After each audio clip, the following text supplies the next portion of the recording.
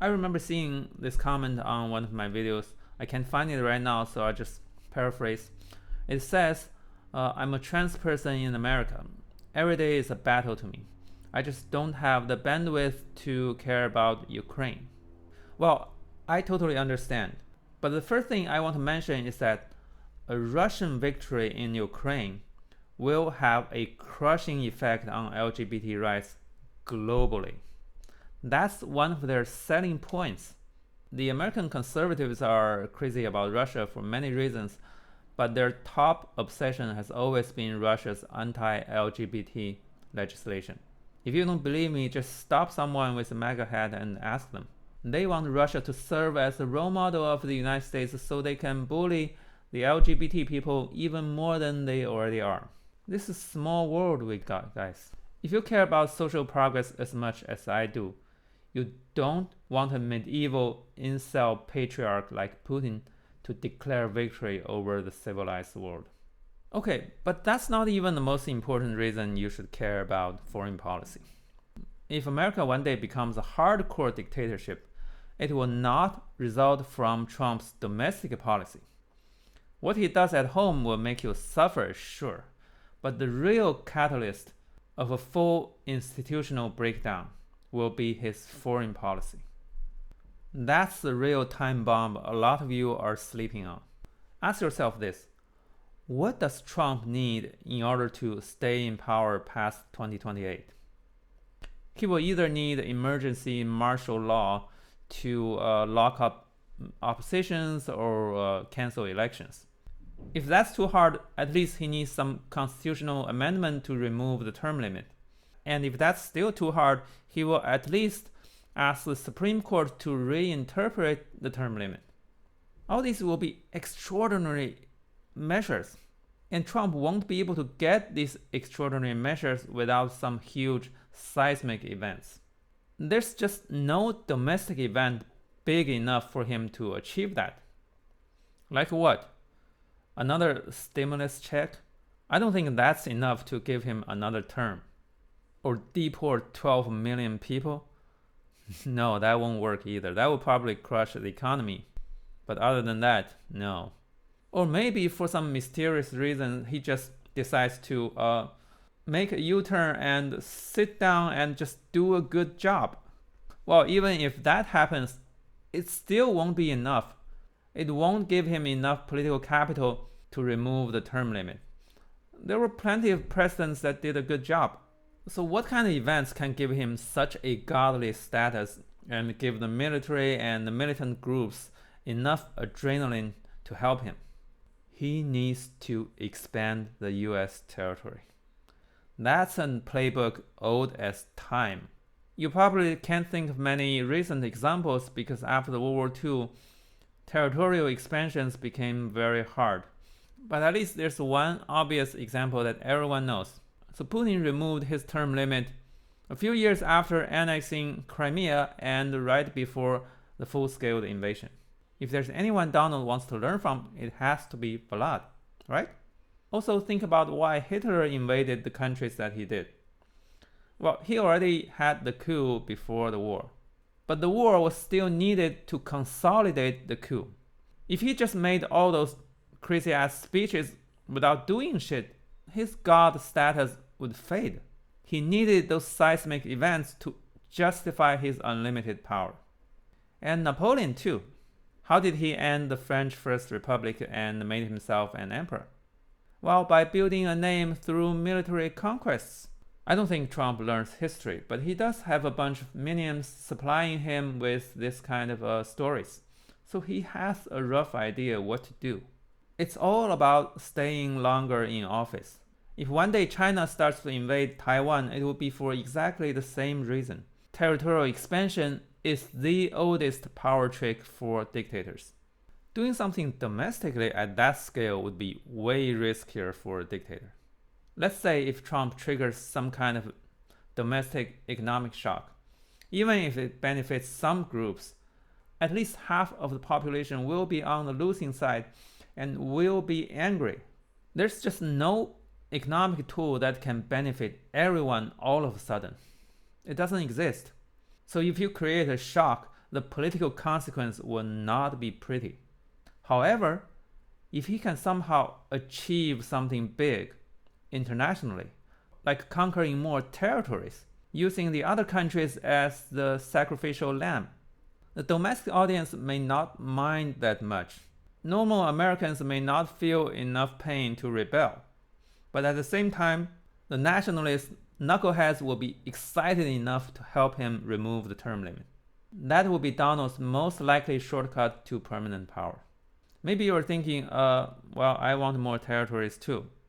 If Donald can get more territories, let him. Oh well. It may not affect you in the short term, but in the long term, you will never be able to remove him.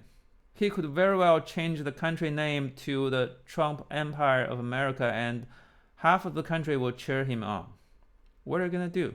You will be stuck with him and the Doge guy forever. Let me tell you, 80 is the new 60. He still has a lot of years ahead. I had another video talking about why Trump is not too old to be a dictator. Check it out. So basically, an established brutal ruler doesn't need good health to project fear. You see what I mean? He can be like this, but he can still scare the shit out of you. But I'm not done here. There are two more reasons you should care about foreign policy. Have you noticed that Trump's aggressive tariffs and threats only target a certain kind of countries? The kind of countries that have competitive elections. He never threatened to take some Russian territories. He never even threatened to take over Cuba, who is a sworn enemy and right next to Florida. Weird, huh? He never even threatened to take over Venezuela, who has the largest proven oil reserve in the world. He loves oil, right? Instead, he threatened a bunch of soft-spoken, harmless US allies. Why? Well, I'm not saying it's a good idea to threaten those other countries. No, I'm just trying to parse out why he chose the targets he did. The only sensible explanation I can think of is that he's trying to instigate a shift of global political culture away from democracy. It's like some ideological 4D checkers, probably in coordination with Putin and Xi and Kim Jong-un. Their collective interest is to destroy the idea of democracy by destroying the economies of democratic countries. As a former political scientist who spent my best years studying democracy and elections, that ideological fight feels fucking personal. If you look at World War II and the Cold War closely, you will see that democracy has always been a global process. Not a single democracy can survive without help of others. You can't do democracy alone.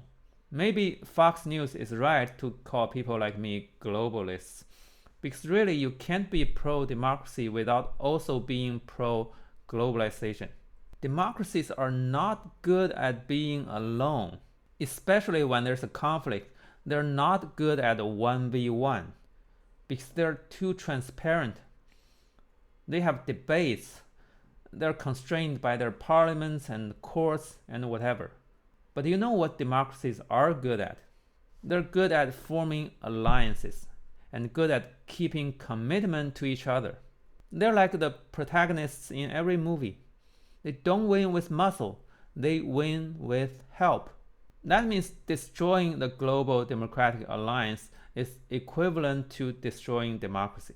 You like your voting rights and civil liberties, your access to lawyers and your freedom of speech.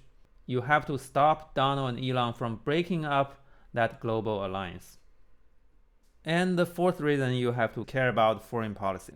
Well, I already said it many times, but allow me to repeat it again. If Trump and Putin succeed in their territorial ambition, war will be constant in every continent because every bigger country will try to acquire more territories following America's example. What are you going to do then? And of course, every smaller country will also try to acquire nuclear weapons to prevent that from happening. How does that sound?